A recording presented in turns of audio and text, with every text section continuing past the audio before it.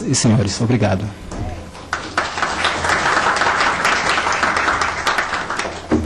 Desafio é bom. Quero agradecer aqui a grande contribuição do Juscelino, professor Juscelino da Silva Santana. Passa a palavra para o nosso último convidado, José Carlos Paes de Almeida Filho, professor de Linguística Aplicada da Universidade de Brasília.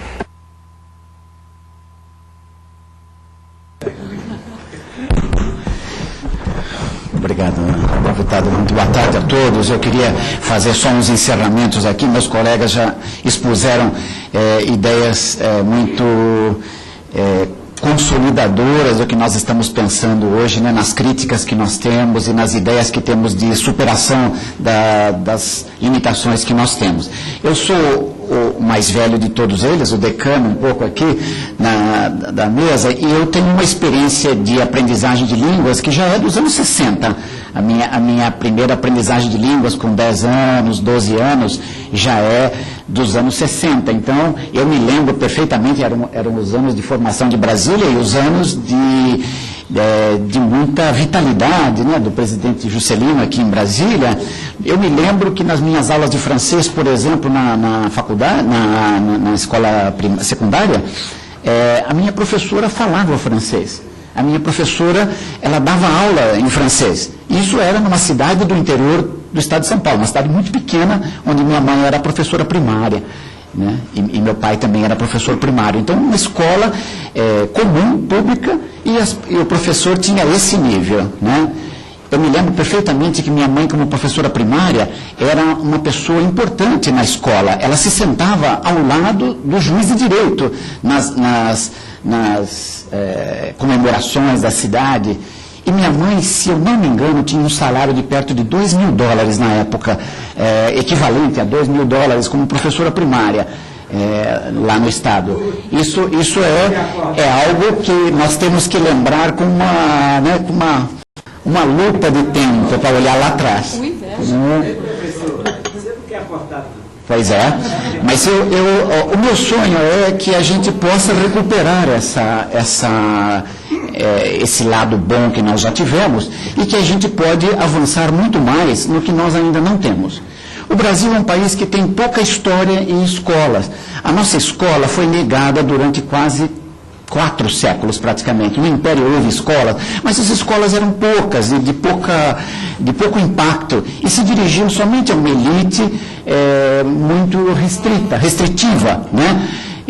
Mas na maior parte da colônia nós não tínhamos escola. O Brasil não é um país de escola, nós não tivemos imprensa, não tínhamos livros. Durante toda a colônia não era possível fazer livros no Brasil, nem era possível comercializar livros no Brasil. Então, a gente tem que lembrar que nós temos uma história de séculos de negação da escola, do livro, né, que agora nós temos fome de recuperar. Então, nós precisamos imaginar que por trás da crise do ensino médio, há uma crise da escola brasileira.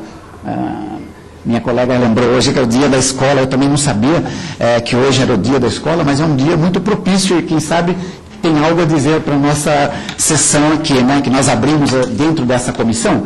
Nós abrimos a discussão agora das particularidades do currículo. Nós não estamos falando do currículo, que aliás é o currículo que nós não temos no Brasil. Não há um currículo para a escola média, não há um currículo nem para a faculdade, nem para as outras escolas. No Brasil nós não temos currículo, basicamente, né? Nós gostamos mais, nos últimos anos, nós gostamos de ter exames. Os grandes exames que se tornaram o nosso balizador. Esses exames talvez possam ser, se nós não pudermos fazer mais nada, os exames, quem sabe, possam ser também uma saída para nós recuperarmos o caminho bom das escolas. Bom, eu coloquei no primeiro slide só uma fotografia em branco e preto aqui para mostrar essa escola mais tradicional que nós queremos ver para trás, né? É uma escola tradicional onde se ensinava. Eu queria dizer também que a discussão do ensino de línguas, ela tá atrelada com a discussão do ensino da língua portuguesa. Nós estamos também numa coisa importante, que é a valorização da língua portuguesa. Não só a língua portuguesa para essa comunicação que nós temos aqui, né? A língua portuguesa precisa ser valorizada como uma língua nacional importante, e ela precisa ser muito valorizada como uma língua de cultura e de ciência que se candidata a ser uma língua de escolha por outros povos falantes de outras línguas. Eu tenho trabalhado nos últimos 20 anos fortemente na área de ensino de português como língua estrangeira e de cultura brasileira, no Brasil e no exterior, e eu acho que o interesse pelo nosso país, à medida que o Brasil vai se tornando um parceiro mais importante, mais sério, né, vai se tornando um país com uma língua que é do interesse de outras pessoas aprenderem, né? Eu passei o semestre passado ensinando português numa universidade nos Estados Unidos. Então, eu percebo a importância, o valor do Brasil para pessoas que são falantes de outras línguas, né? Isso em todos os países. Então, eu vejo a nossa questão como uma questão da área de língua, da área de linguagem, quem sabe. Em algum momento, quando houver uma discussão da língua portuguesa aqui, eu gostaria muito que a nossa comissão também fosse chamada para que nós pudéssemos entrecruzar alguns dados, porque nós formamos a mesma área, na verdade. É uma área de valorização da língua portuguesa como língua nacional, língua de cultura e língua de ciência. Nós não imaginamos isso no Brasil, mas nós somos um país que produz ciência em português, no mundo. Né? E nós somos um país de 200 milhões de falantes de uma língua. O futuro da língua portuguesa está conosco. É importante dizer isso. Nós temos uma importância muito grande no futuro da língua portuguesa. Então, nós temos que valorizar isso. O Brasil não tem a mínima ideia. Um ministro de educação que eu conheço, de anos passados, disse numa reunião de pessoas do Mercosul que ele não entendia por que havia aquele interesse pelo português. Qual era o interesse das pessoas nos países sul-americanos pelo português? Então, o Brasil ainda tem uma mentalidade pequena, às vezes, de não perceber que nós temos um capital cultural importante e que isso precisa ser trabalhado junto com as outras línguas. Não adianta também só termos o português e virarmos um país voltado para ele mesmo, para si mesmo. Nós precisamos das línguas, porque a aprendizagem das línguas é uma aprendizagem de vida internacional. Né? Essa é a grande questão, eu acho.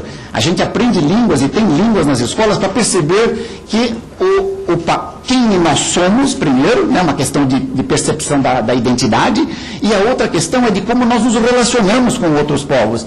Não tem povo que possa prescindir do conhecimento de outras línguas para se estabelecer como um país sério, importante, um jogador importante no cenário internacional. Né? Então, o Brasil, se quiser sonhar com alguma perspectiva, precisa assumir esse caminho. Então, eu acho que o Juscelino, o professor Juscelino, que nos falou agora, ele disse há pouco algo nessa direção. Eu queria só enfatizar que isso é muito importante.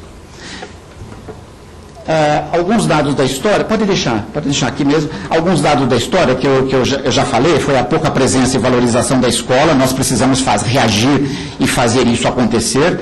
O ensino médio tem de preparar o formando para a vida do trabalho e para os estudos, e para fazer isso ele precisa de línguas, né? Precisa do português fortemente e precisa das outras línguas. Eu, neste momento, participo de um grupo sediado na Espanha, com a União Europeia. Eu sou membro exterior de um grupo de trabalho na Europa, a minha universidade, na verdade, a UNB, e nós estamos preparando pessoas para aprender português na União Europeia para aumentar as chances de empregabilidade das pessoas nesse momento de crise na Europa. Então, vocês vejam como as línguas são percebidas. Há um financiamento para esse projeto, ele tem 2 anos para amadurecer. Ele pretende aumentar chances de empregabilidade ofertando o português como uma língua estrangeira na Europa. Para vocês verem como nós temos fortes possibilidades de avanço nessa área. Eu queria lembrar também, minha colega Gretel falou muito bem disso, da questão histórica, mas o currículo, após a reforma Capanema nos anos 40, nos deu o melhor momento para as línguas estrangeiras, Gretel. 15% do currículo era dado para as línguas estrangeiras a partir dos anos 40, na reforma Capanema. Um pouco antes do final da Segunda Guerra, e logo depois foram momentos também gloriosos que depois deram nos anos de ouro para a cultura brasileira nos anos 50. Né? Quem sabe parte disso tenha sido também um forte investimento nessa questão humanista que as línguas, as culturas trouxeram para enriquecer a percepção, né, de uma cultura tropical feita em português. Né? Então, isso foi importante, eu queria lembrar essa outra parte histórica. A minha mensagem é que nós precisamos, eu concordo plenamente com minha colega Gretel Fernandes, da USP, nós precisamos de uma política pública. Uma política que ache uma maneira de interferir mais fortemente no sistema como ele está sendo produzido hoje. Eu acho que é isso que vai alavancar uma mudança e uma forma nova de gestão do ensino. Pode passar mais uma, por favor? As fotos são ilustradoras de momentos distintos. Esse momento já é um momento de esperança, que as línguas possam ser vividas mais como uso, como uma experiência de vida, e menos como uma experiência de decorar regras gramaticais e de listas de vocabulário, que tem sido a nossa experiência mais forte no ensino de línguas no Brasil, infelizmente. Uma experiência um pouco traumatizante para alguns de nós que aprenderam, de certa maneira, um método fortemente centrado na gramática. Para a ideia da política na gestão do novo ensino, eu acho que nós precisaríamos ter dentro do Ministério da Educação um coordenador geral para línguas. Não existe no MEC uma figura como essa.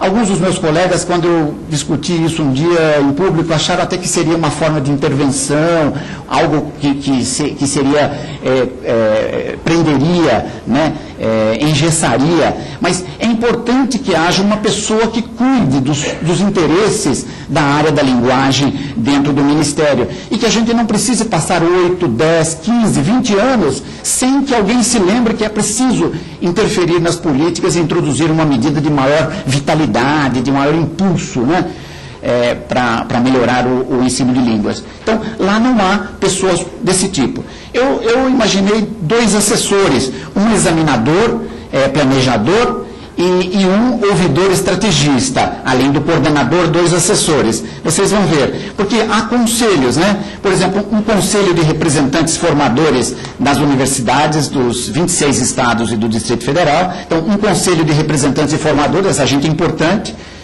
O professor Juscelino disse como é importante a gente pensar, e a professora Gretel também falaram de uma política para a formação. Eu acho que esse conselho de formadores seria importante para manter a gente antenado com as ideias que estão surgindo e para a gente ter recência, para ter modernidade, né, atualidade nas decisões que tomar.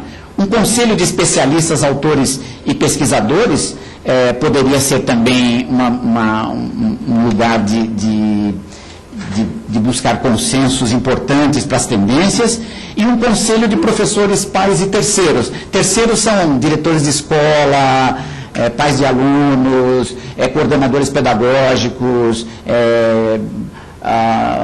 secretários de educação. Esses são terceiros, né, dentro dessa lógica que eu estou dizendo. Então, um coordenador geral e 2 assessores poderiam fazer, quem sabe, esse papel de agenciamento da mudança e ir catalisando as ideias e as forças com pouco investimento, né?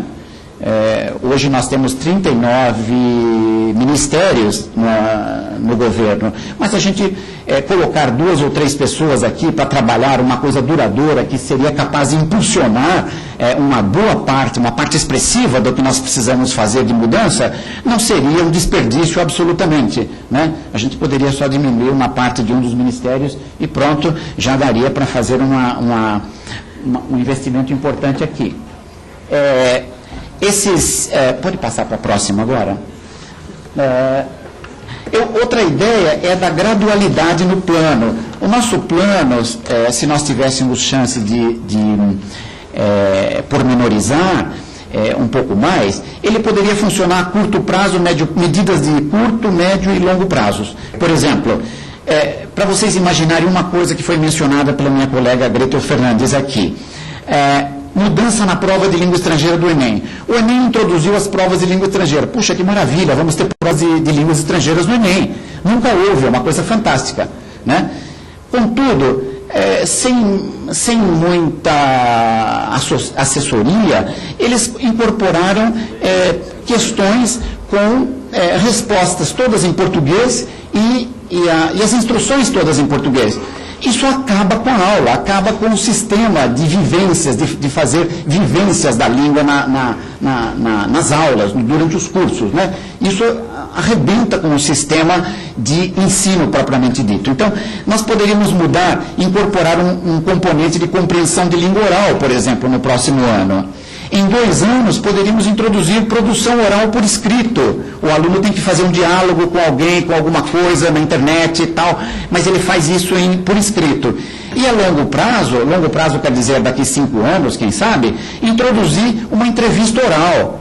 A entrevista oral na língua estrangeira revolucionaria todo o sistema pregresso, todo o sistema que vem para trás, que sustenta um exame dessa natureza, né? Então, uma medida que dura 10, 15 minutos de uma entrevista, com uma banca de 2 professores, revolucionaria o ensino e daria um propósito muito diferente para o que nós temos hoje. Aliás, hoje nós não sabemos para onde vamos. Quem ensina uma língua, qualquer língua, mesmo língua portuguesa, não sabe onde tem que chegar. Não há metas de chegada, não há pontos de referência. Ninguém sabe o que um aluno deve produzir, o que deve produzir, que gêneros, que capacidades, que funções comunicativas. Não se sabe qual é o final daquele ciclo que se está buscando. Ações urgentes. Mas na próxima, por favor. Esse aqui foi só um exemplo. Muitas outras coisas a gente faria com graduação, né? Faria um escalonamento daquilo que pode ser feito com mais presteza e aquilo que tem que ser feito mais adiante. Ações urgentes, escrever um quadro de níveis de desempenho. Eu fico contente que meu colega Juscelino já tenha colocado isso, né? Ele disse que usa o sistema, os níveis de desempenho da Comunidade Europeia. Eu também gosto dos níveis da Comunidade Europeia, mas só que eles não são feitos para o Brasil. Nós temos que refazer aquilo. Você tem toda a razão, Juscelino. Nós precisamos rapidamente fazer uma comissão para escrever os níveis de referência que indicam como um aluno deve terminar satisfatoriamente o estudo que ele fez durante 3 anos no ensino médio. Ao final do ensino médio, minimamente, a gente pode escrever até para situações precárias, para contextos difíceis, IDH baixo, nós colocamos isto. Para IDHs um pouco mais robustos, nós podemos colocar uma expectativa um pouco maior, né? Então, isso daria um final, no final do túnel nós sabemos que luz está nos aguardando. Qual é o nível de intensidade de luz que nos aguarda? Então, escrever um quadro de níveis de desempenho, isso é urgente. Isso não é hoje, nem amanhã, é para ontem. Esboçar planos de curso que guiem os professores. Fazer uns planos que sirvam já que nós não temos currículo nacional, uns planos que sirvam de ideias para os professores, que possam começar com eles e depois abandoná-los quando eles ficarem melhores e mais robustos, mais independentes.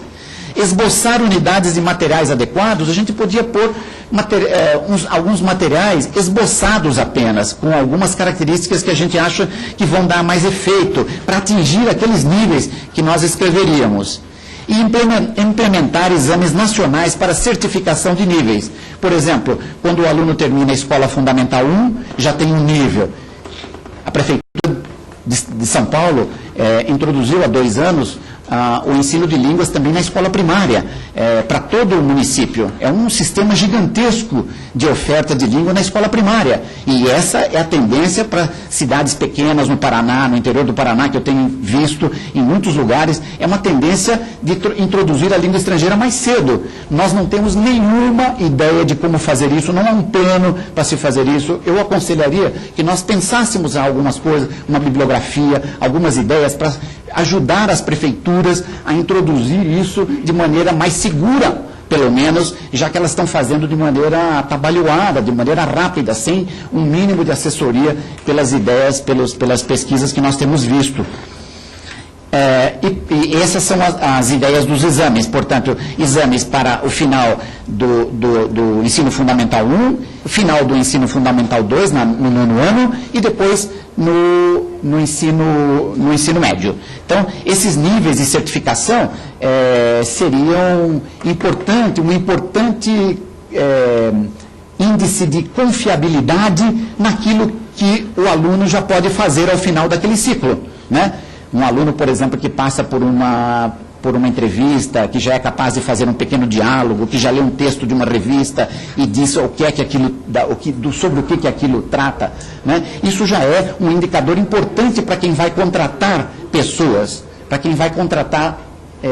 pessoas para o trabalho, né? Então, isso E para a universidade, maravilhoso, porque as universidades podem contar com alunos que já têm certas habilidades acadêmicas que ela está buscando selecionar para ter alunos na universidade melhores, né? Que aproveitem melhor a universidade.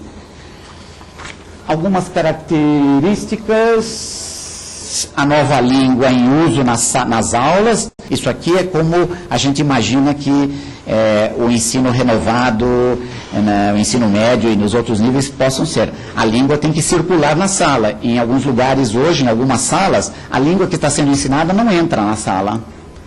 O professor escreve uma frase na lousa, por exemplo, "The cat drank some milk". E o professor escreve isso, mas ele lê "o gato bebeu leite". Então, ele nem fala a frase que escreveu na lousa. Isso nós temos visto de maneira reiterada nas observações de sala de aula que nós fazemos nos cursos de formação. A oralidade não se dispensa. Eu acho que meus colegas falaram os dois sobre isso. Nós somos uma unanimidade aqui. No Brasil tem sido equivocada a política de varrer a oralidade das línguas e favorecer apenas a leitura para os alunos das escolas públicas. Eu acho que isso é equivocado. Os alunos, todos os alunos brasileiros precisam, ao estudar uma nova língua, conhecer uma nova língua, conhecê-la por inteiro. Não é para os pobres a escola só de leitura, para os outros mais abonados a língua inteira. Eu acho que não é assim. A interação intensa leva ao envolvimento na sala de aula, o envolvimento leva a mais interação na língua leva a mais aquisição duradoura da nova língua e da nova cultura, das novas culturas que estão lá. Isso é coisa teórica, mas que nós podemos representar imediatamente aqui. Os conteúdos são significativos, têm integralidade cultural e fazem pensar. A gramática se insere com discrição na medida do necessário e do desejado. A gramática obedece, ela segue as coisas importantes que estão sendo feitas e que estão servindo para pautar as atividades que nós vamos ter na aula. Então, gramática obedece, não manda. Ela é diferente a relação dela com o resto dos conteúdos que nós estamos usando. Os meios digitais devem ser trazidos intensamente para o aprendizado e dar-lhe força. Nós temos agora uma tentativa de fazer salas interativas, salas de vivência para o ensino médio renovado, inovador, que é um projeto do governo agora. Nós estamos tentando montar salas para as escolas que vão ter tempo integral e essas salas serem salas de vivência. Nós gostaríamos que essas salas de vivência pudessem ser mais vividas por todos, não só nas salas especiais de alguns lugares com IDH baixo, mas mais salas em mais lugares. Por último, fechando, o ensino médio merece mais. Eu acho que nós aqui falamos a favor do mais. Não sei se está absolutamente claro, numa apresentação tão concentrada como esta, difícil apontar exatamente para o que é o mais que nós queremos. Mas nós falamos algumas coisas importantes aqui, uma unanimidade à política, uma política que sirva. E os senhores deputados podem fazer um grande trabalho nisso, de forçar que uma política tenha um nascedouro, né? Os estados mais atuantes podem tomar liderança, há estados que têm preocupação com línguas, há estados que têm menos. Então, é preciso fazer isso circular também na Câmara, para que as pessoas, para que isso seja uma questão importante. E a gente não tenha que viver situações humilhantes como essas que nós estamos vivendo agora. Quando os alunos vão estudar no exterior, nesse projeto atual, os alunos não têm língua suficiente, têm que ir para Portugal. Para universidades que não têm um nível tão mais alto do que as nossas boas universidades aqui, não é? A USP, por exemplo, da minha colega, é uma universidade que está entre as 100 melhores do mundo. É uma universidade que poderia ser valorizada, poderia ser um lugar onde nós poderíamos também criar um centro vigoroso, e em outras regiões do país nós poderíamos criar também centros vigorosos que pudessem refletir essa importância que o ensino médio requer, né? A importância das línguas que o ensino médio requer e que vai fazer falta depois numa formação científica na universidade. O país, com isso, vai se modificar para melhor. A nossa expectativa é que o ensino médio mais forte sirva para ter uma população mais forte eticamente, mais forte no sentido de autoestima mais forte, um país que se apresenta melhor para si e para os outros, é um país que se relaciona bem com outros países. Então, nós temos possibilidade de fazer uma diferença muito grande através desse componente das línguas. Eu agradeço muito essa oportunidade de nós podermos nos apresentar aqui e trazer algumas dessas ideias, e espero que, na continuidade, nós possamos detalhar algumas ideias que podem ajudar a fazer funcionar melhor essas propostas para a inovação, para a renovação do ensino médio, que é uma base importante para a universidade, para o trabalho no Brasil. Muito obrigado a todos. Obrigado, professor Almeida Filho. Passar a palavra para os deputados inscritos. Primeiro para o nosso autor do requerimento, Francisco Praciano. Depois Paulinho Rubens, depois Isalcir, depois professora Dorinha. Obrigado, senhor presidente. Eu, de início, gostaria de pedir desculpas.